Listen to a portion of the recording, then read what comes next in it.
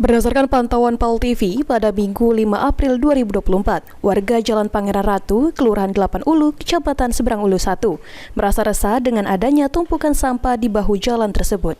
Salah satu warga, Leni Marlina, mengaku merasa terganggu dengan adanya tumpukan sampah yang menyebabkan aroma tidak sedap.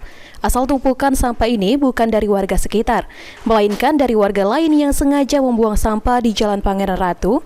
Kondisi ini telah berlangsung selama 3 tahun, padahal setiap pagi petugas sudah mengangkut sampah. Iya, sangat terganggu nih karena kan bau, tidak nyaman tinggal di sini karena sampah warga jauh-jauh inilah yang bikin sampah numpuk. Itu terus inilah ada tumpukan sampah ini berapa lama? Sudah lama, minimal hampir 3 tahun ini. Sudah hampir 3 tahun ini. Iya. Ini kan biasanya dari sana kan tidak terlalu dekat ke sini. Ini sudah ngambil lagi ke depan bengkel. Jadi baunya tidak nyaman lagi. Jadi kita sebagai warga ini ngerasa terganggu, resah dengan bau.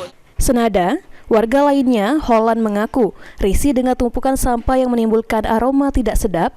Tumpukan sampah tersebut kian hari kian memanjang, bahkan saat ini sudah hampir 100 meter. Setiap harinya sampah sudah diangkut oleh petugas, bahkan pada malam hari. Petugas juga sudah berjaga, namun masyarakat tetap saja membandel. Untuk itu, diharapkan pemerintah segera mencari solusi menyelesaikan masalah ini. Menurut kamu, Kak? Kalau masalah sampah itu ada risih itu. Setiap hari numpuk. Terutama baunya, Kak, ya?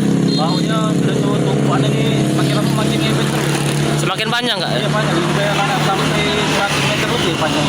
Dulu ini terjadi berapa lama, Kak, tumpukan sampah? Kalau selama kami di sini sudah 3 tahun. Ada terus sampah ya? Belum 3 tahun itu mungkin lama.